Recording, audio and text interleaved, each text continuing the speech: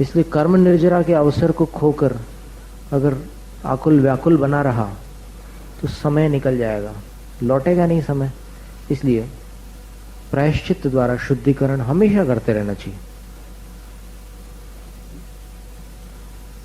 आचार्य श्री प्रतिदिन सवेरे जब वंदना होती है, आचार्य वंदना, तब अपने शिष्यों को प्रायश्चित देते हैं, और संध्याकालीन वंदना के बाद भी प्रायश्चित देते हैं।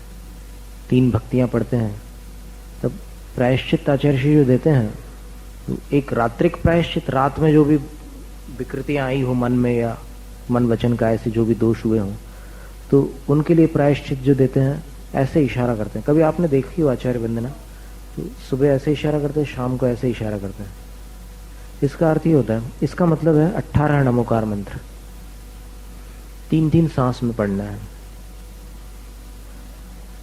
और जो श्वास में पढ़ने के अभ्यस्त नहीं है तो फिर वो वैसे शांत भाव से 18 बार नमोकार मंत्र पढ़ ले, तो रात्रि के दोषों का निवारण इस प्रायश्चित से।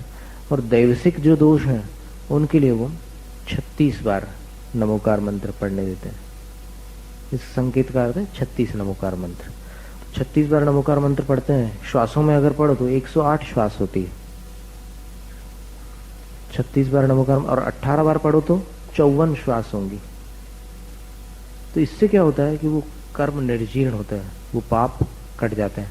और अगर कोई विशेष दोष हुआ हो तो विशेष दोष आपको कहीं ना कहीं तो बताना ही पड़ेगा, और बेहतर ये होगा कि जहां से प्रायश्चित मिल सके वहां बताएं। अथवा कभी ऐसा भी होता है कि 7 गुरुओं के पास कोई ऐसा भी दोष होता है कि शिष्य को आचार्य महाराज जानबूझकर 7 गुरुओं के पास भेजते हैं कि उनसे भी बताओ, फिर उनसे भी बताओ, उनसे भी बताओ। तो 7 गुरुओं के पास बताते बताते मान कषाय में काफी वो होता है, काफी खलबली मचती है अंदर, क्योंकि अपने गुण बताना जितना सरल है, अपने दोष बताना उतना ही कठिन है। तो जब ये भी एक प्रायश्चित का हिस्सा है कि उनको बताओ जाके, तो उनको बताया, नहीं बताएंगे, नहीं बता पाएंगे, तो फिर बोले फिर प्रायश्चित नहीं हो पाएगा। यही तो प्रायश्चित है तुम्हारा कि तुम्हें बताना है वहां जाकर। फिर वो बताता है, यहां तक के उल्लेख है कि जिसको माला फेरने की इच्छा हो उसको माला फेरने का प्रायश्चित मत दो,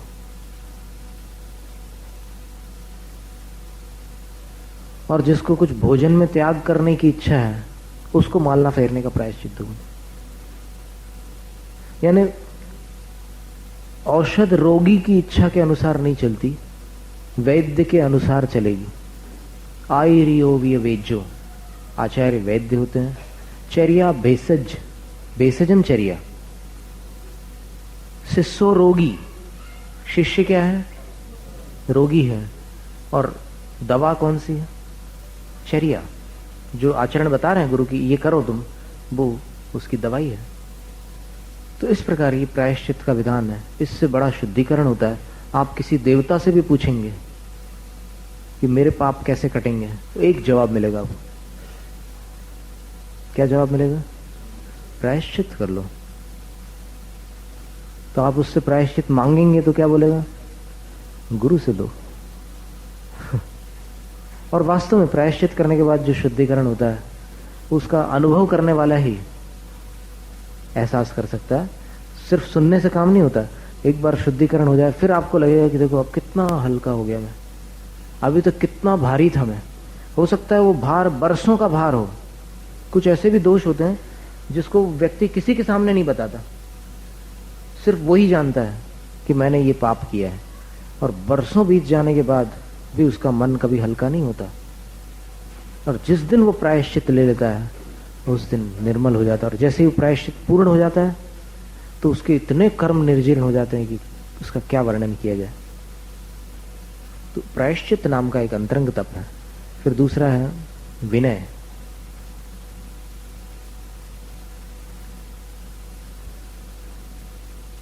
विनय तप है, ये भी अंतरंग तप है। जब तक आप भावों से श्रद्धा पूर्वक देवशास्त्र गुरु के महत्व को नहीं समझते, तब तक जो विनय होनी चाहिए वो असंभव है। क्यों? आप देख करके बाह्य प्रक्रिया सीख जाएंगे विनय की, कि इस प्रकार बैठ करके ऐसे नमस्कार किया जाता है, लेकिन नमस्कार करते समय भाव कैसे होने चाहिए वो कोई सिखा नहीं सकता। वो तो जब आपके अंदर वो श्रद्धा और भक्ति उमड़ेगी तब आपको समझ में आएगा कि भाव तो ये होते हैं विनय के। विनय अंतरंग तप। विणो मोक्षद्वारम।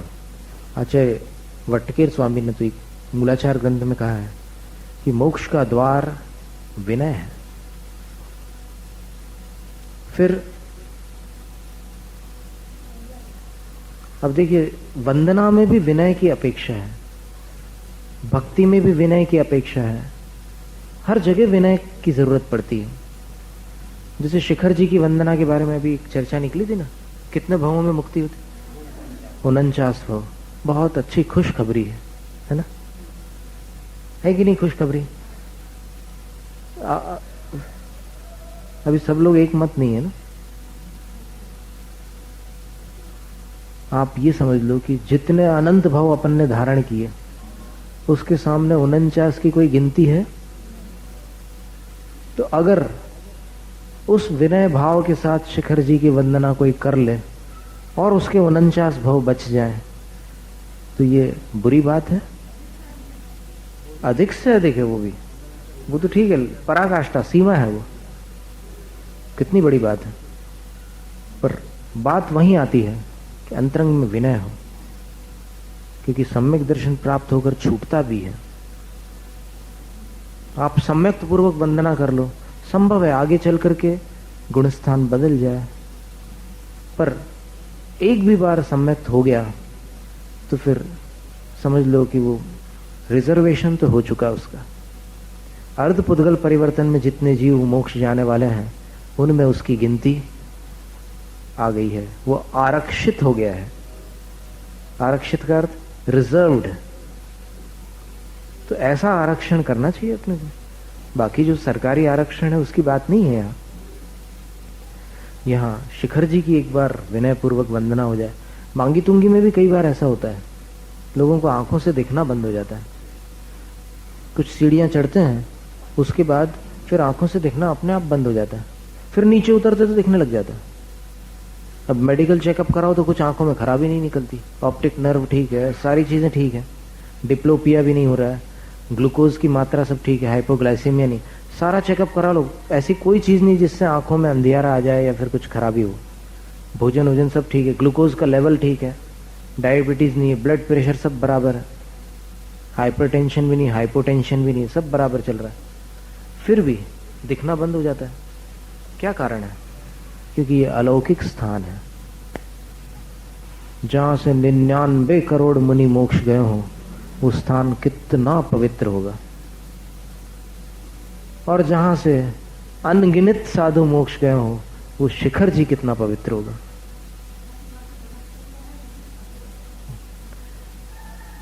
कथनचित किसी अपेक्षा से तो ठीक है, लेकिन यह है कि जिस समय ये धर्म तीर्थ का प्रवर्तन समाप्त हो जाता है और शिखर जी ऐसे एक जैसे खंडहर जैसी अवस्था होती है ना, उस प्रकार से प्रलय काल में तो साथिया रह जाता वहां और कुछ तो बचता नहीं, तो उस समय संभवतः अभव्य जीवों की वहां पर उत्पत्ति हो जाती हो। क्योंकि क्या है कि अभव्य जीवों का भी जो स्पर्शन है वो सर्वलोक है, क्योंकि ऐसा लोक का कोई स्थान नहीं है जहां अभव्य जीवों का निवास न होता हो।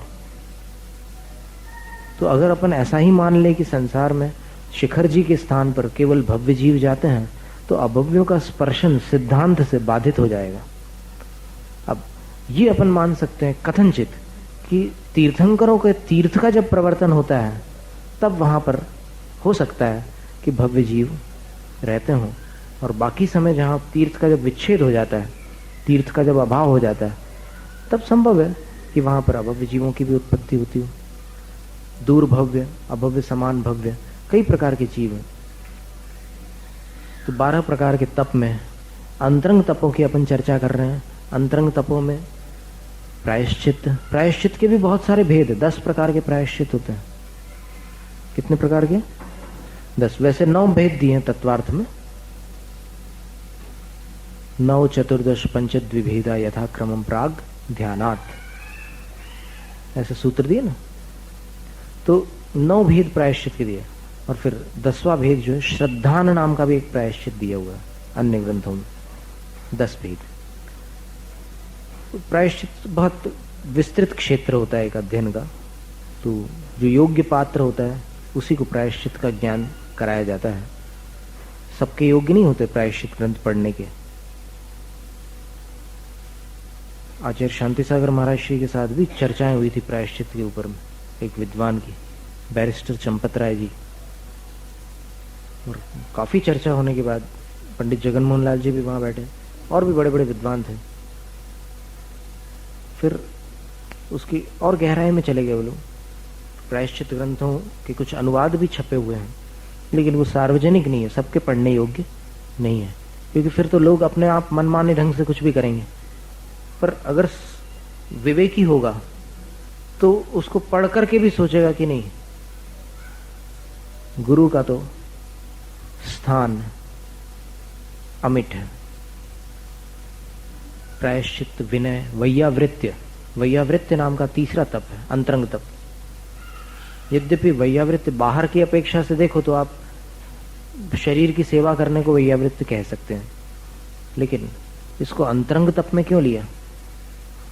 वही बात है कि जिस भावना से वैयावृत्य किया जाता है वो भावना तो बिना अंतरंग अवस्था के बन नहीं सकती। वैयावृत्य जैसे पैर दबाना तो बहुत आसान है, कोई भी किसी के भी पैर दबा सकता है अगर वैसे कुछ अनुकूलता हो या उसका मन राजी हो जाए तो।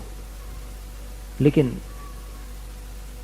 गुरु की सेवा करते समय किस भावना से सेवा की जाती है, किस विवेक के साथ, किस विधि से सेवा की जाती है, ये सारी बातें सुगम नहीं है। वैयावृत्य, प्रायश्चित, विनय, वैयावृत्य, और इसके आगे स्वाध्याय। स्वाध्याय भी अंतरंग तप है, क्योंकि स्वाध्याय किताब पढ़ने मात्र को नहीं कहा जाता। स्व, स्वाध्याय में स्व शब्द है सबसे पहले, फिर अधि शब्द है, और उसके बाद आय शब्द है। स्व, अधि और आय, इन तीनों को जोड़ देते हैं तो क्या बनता है? स्व में अधि का अ मिला दो, स्वा बन गया, और धी में आय मिला दो तो ध्याय बन गया, स्वाध्याय। तो स्वाध्याय में वास्तव में अपना अध्याय होता है, यानी आत्मा का प्रकरण है। जिसने अपने आप को पढ़ लिया वो सच्चा स्वाध्यायी है। और पढ़ लिया यानी एक बार नहीं, भोजन के समय अपने आप को पढ़ो कि मेरे कैसे परिणाम हो रहे हैं, मेरे कैसे भाव हो रहे हैं, मैं शरीर को आत्मा तो नहीं समझ रहा हूं, और भोजन को आत्मसात करने के भाव से तो ग्रहण नहीं कर रहा हूं। भोजन आत्मसात होता नहीं है। बहिरात्मा समझता है कि इसको मैंने खा लिया तो बस समा गया अंदर में। नहीं, लेकिन अंदर में नहीं समाया है भोजन। वो तो सिर्फ रसना इंद्रिय से आपको स्वाद का ज्ञान हुआ है, और वो गले से नीचे उतरा है, वो आत्मा में प्रविष्ट नहीं हुआ है। भोजन के बाद अगर आपको बहुत ज्यादा उत्कंठा हो तो कभी ऑपरेशन करा करके देख लेना, भोजन पेट में से निकल आएगा बाहर। वो आत्मसात नहीं हो सकता, वो पेट में उसकी अवस्था बदल जाएगी, क्योंकि अवस्था बदलना तो वस्तु का स्वरूप है। अवस्था तो मुंह में ही डालते साथ बदल जाती है, अंदर चला जाएगा, लेकिन मानते क्या है अपन? हाँ, अब तो मतलब वो तल्लीन हो गया, तन्मय हो गया, मुझ में समा गया। कहां गया गुलाब जामुन? अरे क्या पूछते हो तुम, बोले। ये स्थिति होती है। तो उस समय भी अपनी परीक्षा लेना चाहिए, देखना चाहिए कि मेरी मान्यता तो नहीं हो रही है ऐसी गलत नहीं। यद्यपि सम्यक दृष्टि भी रागी द्वेषी होता है, लेकिन जब मान्यता का हिसाब लगा है तो फिर उस हिसाब में कभी चूकेगा नहीं। उस हिसाब में बराबर ये जाने कि जिह्वा इंद्रिय से स्वाद लेते समय मुझे ये जानकारी मिली कि अमुक पदार्थ अमुक प्रकार के स्वाद से युक्त है। और फिर मुझे अच्छा क्यों लगा? अच्छा लगना ज्ञान का काम नहीं है। ज्ञान का काम क्या है? जानना। फिर अच्छा क्यों लगा मेरे को? अच्छा इसलिए लगा क्योंकि मैंने अपने ही राग के कारण कुछ पदार्थों को इष्ट माना था और द्वेष के कारण कुछ पदार्थों को अनिष्ट माना था। तो मैंने इष्ट माना था, ये जानकारी मेरे ज्ञान को थी कि मैं किसी चीज को इष्ट मानता हूं, और फिर वो इष्ट वस्तु जैसे ही मुझे मिली तो फिर आत्मा ने ये जान लिया कि मेरा राग जिसको पसंद करता है वो चीज अब निकटवर्ती है, और उसका सेवन करते समय मेरे ज्ञान ने मुझे जानकारी दे दी कि ये ऐसे ऐसे स्वाद वाली वस्तु है। मुझे जानकारी मिली, लेकिन मेरा राग जिसको बहुत दिन से चाहता था, उस राग के कारण क्या हुआ? मुझे अच्छा लगा कि देखो मेरी मनपसंद वस्तु मिल गई ना। ज्ञान से अच्छा नहीं लगा, ज्ञान से जानकारी मिली कि अच्छी चीज आई है, लेकिन राग ने उत्सव मनाया। जानकारी किसी ने दी, उत्सव किसी ने मनाया। मतलब ज्ञान जो है बेचारा पोस्टमैन के समान है, उसने ला करके चिट्ठी दे दी और फिर आपने पढ़ करके मिठाइयां बांटी, तो खुशी आपने मनाई और लेटर उसने ला करके दिया। इसी प्रकार ज्ञान ने जानकारी दी कि वस्तु ऐसी ऐसी है जो आपने जिह्वा इंद्रिय के ऊपर स्थापित की है, और फिर राग ने उत्सव मनाया। क्या यही तो चाहते थे? क्या यही तो चाहते थे? अब कभी कभी क्या होता है कि इष्ट वस्तु के नाम कभी कभी अपन नहीं चाहते तो भी मुंह से निकल आते हैं।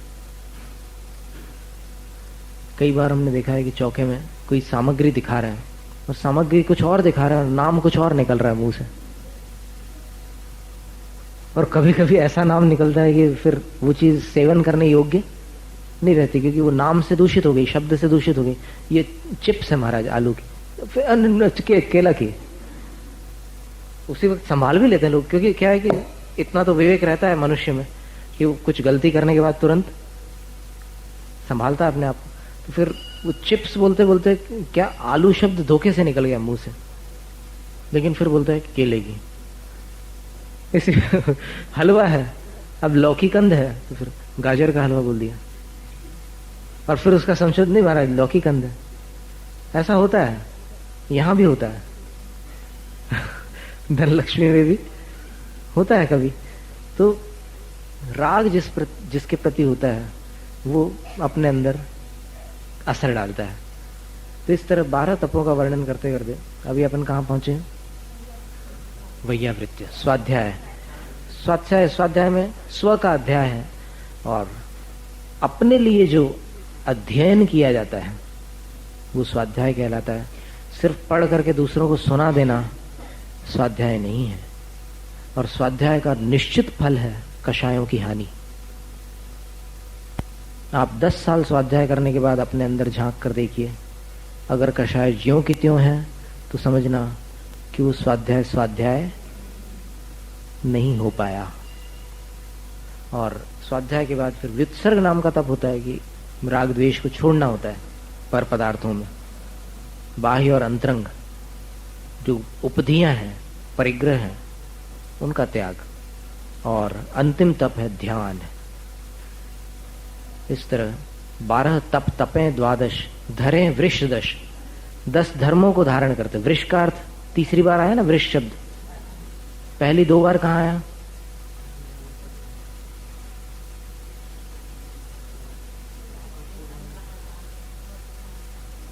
जिन वच में शंकान धार वृष भव सुख वांछा भाने, वहां वृष शब्द था धर्म का पर्यायवाची।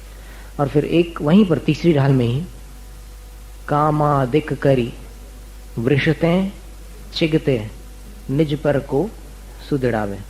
इस प्रकार ये वृष शब्द आते थे, यहां पर भी वृष शब्द का अर्थ धर्म है। तो 10 वृष कौन से हो गए? उत्तम, क्षमा आदि 10 हो गए।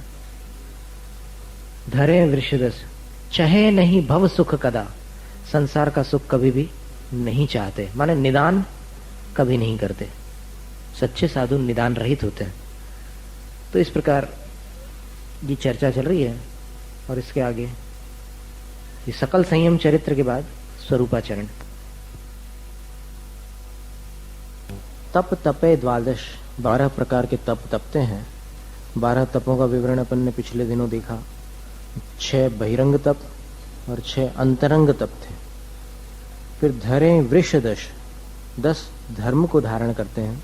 उत्तम क्षमा आदि, उत्तम क्षमा, उत्तम मार्दव, उत्तम आर्जव, उत्तम सत्य, उत्तम शौच, उत्तम संयम, उत्तम तप, उत्तम त्याग, उत्तम आकिंचन्य और उत्तम ब्रह्मचर्य। 10 धर्मों को धारण करते हैं। और रत्नत्रय सेवे सदा, सदैव रत्नत्रय का सेवन करते हैं, उन रत्नत्रय की आराधना करते हैं। इसलिए आचार्य, उपाध्याय और साधु को आराधक कहा है और श्रावकों को उपासक कहा है। रत्नत्रय की आराधना करने वाले आराधक कहलाते हैं और रत्नत्रय धारियों की उपासना करने वाले देवशास्त्र गुरु के जो उपासक होते हैं वो उपासक अथवा श्रावक कहलाते हैं।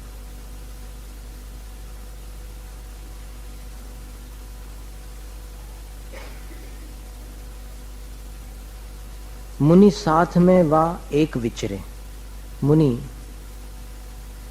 अन्य पिछियों के साथ, अन्य साधुओं के साथ विचरण करते हैं अथवा एक विचरे, एकल विहारी भी होते हैं। लेकिन एकल विहारी, इस पंक्ति से आप किसी भी मुनि को एकल विहारी मान लो, ये उचित नहीं है। शास्त्रों में एकल विहारी के कुछ नियम दिए हैं, अकेले विहार करने के कुछ कानून कायदे हैं। सुतत्थ पद विनट्ठो मामे सत्तु भी एगागी। आचार्य भट्टकेर स्वामी ने मूलाचार में कहा है कि जिसको सूत्र का ज्ञान नहीं है, जिसको शास्त्रों के अर्थ का पता नहीं है और जिसको मुनि पद के कर्तव्य अकर्तव्य का भान नहीं है, वो यदि मेरा विरोधी भी हो तो भी अकेला विहार न करे। यानी एकल विहार के लिए बहुत परिपक्वता और विशेष संयम अपेक्षित है।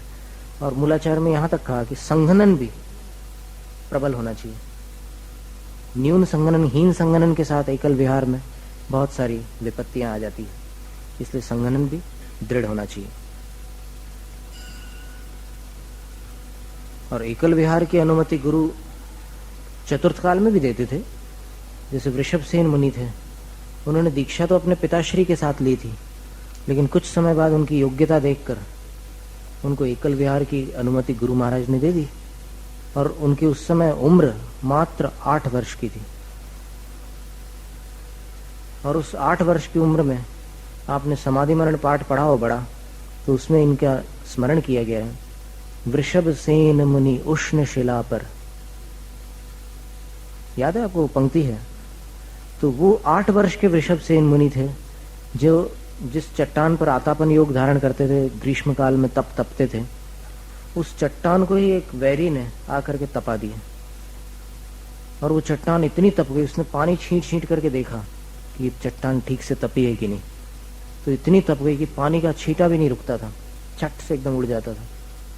और जब वो ध्यान में वहां पर विराजमान हुए, तो छोटे से साधु थे 8 वर्ष के, पूरे पैर के तलिए जल करके नष्ट हो गए उनके। लेकिन फिर भी उन्होंने मन को ऐसा साध लिया कि अंतर मुहूर्त में उन्होंने घातिया और अघातिया कर्मों का क्षय करके निर्वाण धाम को प्राप्त कर लिया। ऐसे महान वृषभसेन मुनिराज, यानी 8 वर्ष की उम्र क्या कहलाती है? और 8 वर्ष की उम्र में मोक्ष जाने वाले ऐसे छोटे मुनि वृषभसेन मुनिराज थे। मोक्ष चले गए वो। जो काम आज तक अपन नहीं कर पाया, पता नहीं कितने जन्मों में वो काम हो पाएगा, वो काम वो कर चुके हैं। इसलिए उनको अपन विशेष नमस्कार करते हैं। तो ये जो 17 कथाएं दी है ना, उसमें नाम दिए हैं। आप कथा अगर मालूम हो तो और अच्छा मन लगता है। आराधना का कथा कोश यहाँ अहमदाबाद से छपा था, वीर विद्या संघ से शायद निकला। वो पढ़ना चाहिए सभी को, सबके घर होना चाहिए उसकी एक एक प्रति। तो उसमें करीब 125 से भी अधिक कथाएं होंगी और ऐसी आराधना करने वाले मुनियों वाली कथा है। कि उनको पढ़ने से अपने को प्रेरणा मिलती है कि देखो इतने कष्ट सहन करके भी उन्होंने कैसे समता धारण की होगी। और अपन जरा सा कोई कुछ शब्द बोल दे तो फिर अपनी समता बिगड़ जाती है और पूरा दिन खराब हो जाता है, हफ्ता खराब हो जाता है, पूरा सप्ताह बिगड़ जाता है एक वाक्य से। और कभी कभी तो वैर बांध लो तो फिर सालों तक फिर बातचीत बंद हो जाती। और उन्होंने उस वैरी को उसी समय क्षमा कर दिया कि जिसने भी चट्टान तपाई है वो मेरे कर्म निर्जरा में सहायक हुई है, उसको धन्यवाद हो। क्षमा के बदले अब क्या, क्षमा तो ठीक है, क्रोध आने के बजाय उन्होंने उसको धन्यवाद देकर अपना काम कर लिया। तो अनिष्ट को भी जो धन्यवाद की दृष्टि से देखते हैं वो बहुत जल्दी अपने कल्याण को प्राप्त कर लेते हैं। वो अनिष्ट के प्रति अनिष्ट चिंतन न करके अपने धर्म ध्यान में लीन होकर आत्मा का कल्याण करते हैं। रत्नत्रय सेवे सदा, रतनत्रय, रत्नत्रय नहीं रत्नत्रय, रतनत्रय, यहां स्वराघात नहीं करना। मुनि साथ में व एक विचरे, एकल विहार की चर्चा थी तो उसमें एकल विहार में ऐसे मुनि हो सकते हैं जो महान तपस्वी है, सहनशील है और लोक की स्थिति को भी जानते, सब कुछ मतलब जो निभा सकते हैं अकेले में, ऐसे मुनि। चाहे नहीं भव सुख कदा, लेकिन सांसारिक सुख कभी भी साधु नहीं चाहते। यूं है सकल संयम चरी, इस प्रकार ये सकल संयम का आचरण है। इतने 6.5 काव्यों में सकल संयम का आचरण बतलाया है। अब स्वरूपाचरण सुनिए। अब स्वरूपाचरण को सुन लो। तो क्या वस्तु है स्वरूपाचरण?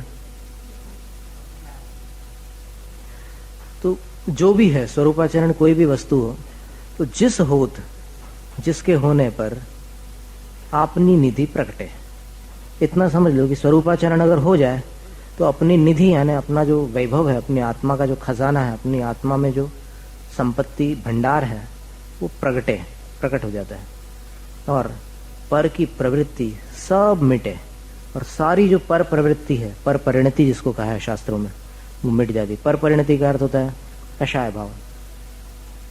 पर को जानना पर परिणति नहीं है। अब साधु आत्म ध्यान में बैठे हैं तो ये आवश्यक नहीं है कि वो अपने जीव द्रव्य का ही ध्यान करें। ये बहुत समझने की बात है। अभी अपनी साधारण धारणा क्या है कि साधु आत्मा के ध्यान में लीन है, मतलब अपने आत्म द्रव्य का ध्यान कर रहे हैं या आत्म तत्व में तल्लीन है। ऐसा नहीं उसका अर्थ। उसका अर्थ यह है, आत्म ध्यान का अर्थ यह है पर परिणति से रहित हो जाना। उसी का नाम आत्म परिणति है। और आत्म ध्यान में क्या होता है कि वो किसी भी चीज का ध्यान करें लेकिन निष्कषाय भाव से ध्यान करते हैं तो वो उनका आत्म ध्यान कहलाता है। आत्म ध्यान इसलिए कहलाता है क्योंकि आत्म का अर्थ क्या है? आत्मा। आत्मा का स्वरूप क्या है? निराकुलता। निराकुल होकर जो भी ध्यान करोगे वो आत्म ध्यान कहलाता है। इसीलिए पंचास्तिकाय ग्रंथ में और सर्वार्थ सिद्धि में देखो, अपन सिद्धांत ग्रंथों में देखेंगे तो पता चलेगा कि धर्म द्रव्य का ध्यान करते करते भी केवल ज्ञान हो जाता है, लेकिन वो ध्यान कहलाता है आत्म ध्यान। क्यों? क्योंकि ध्यान का अर्थ है मन एक जगह स्थिर होना, मन का एक स्थान पर स्थिर होना ध्यान है। जम थिर मज्जवसाणम झाणम, जो स्थिर उपयोग है अपना, उसका नाम है ध्यान। तो धर्म द्रव्य का या फिर पुद्गल परमाणु का ध्यान करते करते भी केवल ज्ञान हो जाता है। क्यों? क्योंकि केवल ज्ञान होने के लिए घातिया कर्मों का क्षय अपेक्षित है और घातिया कर्मों का क्षय करने के लिए मन स्थिर होना आवश्यक है। और मन यदि आर्त रौद्र ध्यान द्वारा स्थिर होता है तो उसमें राग द्वेष होते हैं। धर्म ध्यान से अगर मन स्थिर होता है तो कुछ शुभ राग रहता है साथ में जुड़ा हुआ, लेकिन शुक्ल ध्यान से अगर मन स्थिर हो जाए तो फिर वीतराग होता है। और वीतराग मन जहां भी स्थिर हो जाता है उसको आत्म ध्यान कहते हैं और आत्म ध्यान से केवल ज्ञान प्राप्त होता है। इसलिए वहां पर तात्पर्य उसका यही है कि पर परिणति में नहीं है वो, भले पर का ध्यान कर रहे हैं पुद्गल द्रव्य का। सिद्ध भगवान का भी ध्यान करते करते स्वयं केवल ज्ञान हो जाता है। सिद्धों का ध्यान करते हुए केवल ज्ञान होता है कि नहीं होता है? हो जाता है। कैसे होता है? सिद्ध भगवान स्व है या पर है? पर द्रव्य है, लेकिन फिर भी उनका ध्यान करते करते केवल ज्ञान हो जाता है। कैसे होता है? क्योंकि अपन राग द्वेष से रहित हैं। ध्यान करने वाले उस समय वीतराग भाव में चले जाते हैं, और वीतराग भाव में चाहे किसी का ध्यान कर लो, वो आत्म ध्यान कहलाएगा, और आत्म ध्यान होने से उनको केवल ज्ञान की प्राप्ति हो जाएगी। जम किंची विचिंतन तो निरीह वित्ती हवे जदा साहू लद्धूणय एयत्तम तदाहुतम तस् निश्चयम झाणम। द्रव्य संग्रह ग्रंथ यदि आपने कभी पढ़ा हो, सुना हो, द्रव्य संग्रह में ये गाथा आती है। निश्चय ध्यान क्या है? तो आचार्य नेमीचंद सिद्धांति देव कह रहे हैं कि जम किंची भी जो कुछ भी चिंतन करना हो करते रहे। कौन? साहू। साहू यानी साधु। साधु उनको जो दिखाए उसका चिंतन करे, लेकिन निरीह वित्ती हवे, आकांक्षा से रहित होना चाहिए।